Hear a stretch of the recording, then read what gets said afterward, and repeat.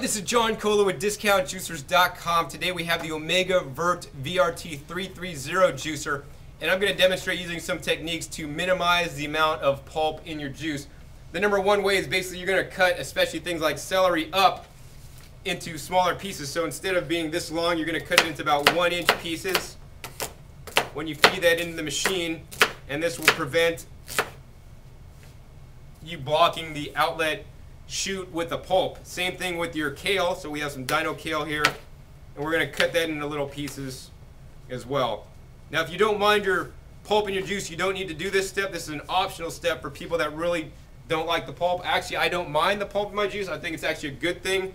Extra pulp in the juice basically slows down the absorption of the sugar into your bloodstream, and it also, based on some scientific studies that I've read, the fiber actually are some of the antioxidants in the produce to actually, so it doesn't oxidize as fast. So if you make your juice, it's going to probably save longer if there's some fiber in the juice left.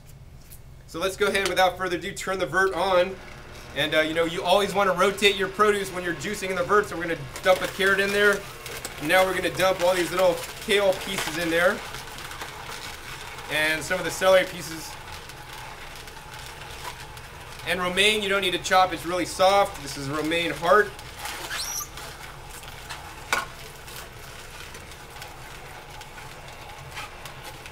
Put that in there, and we got a nice big fatty coming out. So like the pulp ejection port, nice and fat, and that's because what I did on this, and you'll have to check my other videos for that, is I did a plug modification. So there's basically the pulp is going to be a little bit wetter, but you're going to definitely get a more pulp-free juice by doing that modification. I'm not going to say more about it on this video. You're going to have to watch my other video that talk about the 9 ways to decrease the amount of pulp in your juice using the Omega Vert juicer.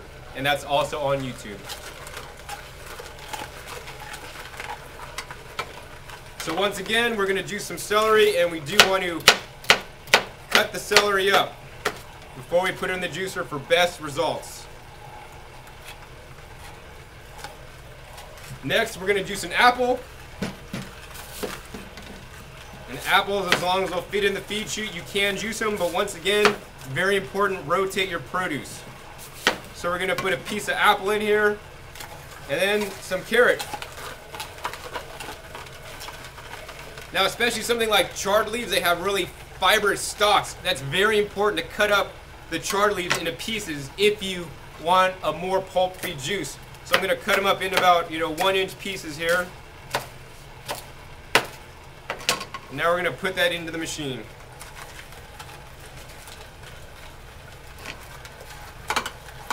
I love the Omega Vert juicer. It runs at a low 70 to 80 RPMs or revolutions per minute. It's relatively quiet. Makes a high quality juice, unlike other juicers on the market that run at a high RPM. Let's put some more apple in there. Another carrot. Okay, so now it's very important when you're feeding produce into the Omega Vert juicer, don't shove things in too fast or this will happen.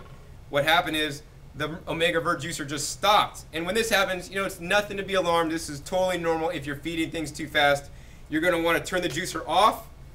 And then there's on the on and off switch, it's on, off, and reverse. So you're going to momentarily hit the reverse button. It's going to run the machine backwards, and then you're going to go ahead and then hit it again to go forwards. And it'll usually work through whatever got stuck that's in there. And there it is, work right through it. So definitely important to slow down when you're feeding produce in the Omega Vert, so that just doesn't happen for you. Let's go ahead and put some more kale in there, and some cut up celery I have.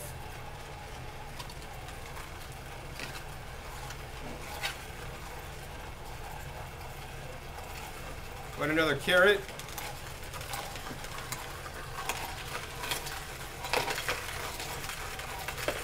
Some more cucumber. Alright, definitely, once again, the collard leaves, you want to cut those up before we put them in the juicer. 1-inch pieces are best.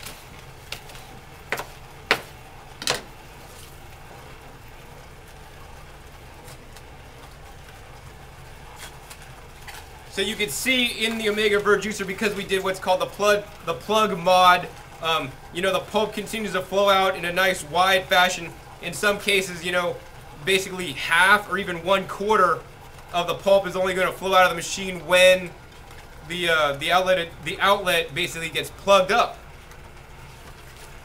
So with the plug mod, basically it's going to free flow out. But what it does is basically you're going to lose a little bit of yield, but it's looking like I'm not losing much. And if I'm getting a pulp-free juice, it may be worth that compromise. Once again, check my other video for that if you're interested.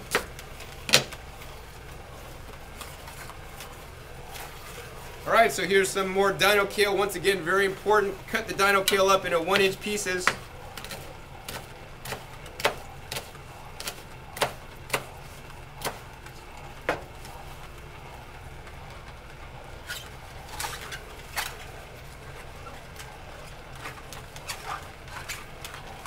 And as you can see, we've been rotating our produce. Now we're going to go ahead and put a carrot in there.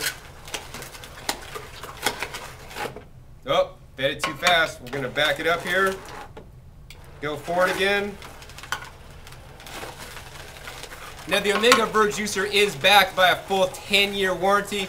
So if any part should fail due to, you know, being defective, it's going to be covered. The Vert is only designed to basically make fresh fruit and vegetable juice, and also make like extrude nut milks out of a liquid. Other than that, like making banana sorbets and nut butters and other things that you may have saw me do in other videos, and I do have disclaimers on all those videos, will probably void your warranty, so I don't recommend doing that. But the Vert is an excellent juicer. As you can see, we're pretty much done making one whole glass of juice here, and the pulp comes out doing real good, and I want to see how pulp-free this is.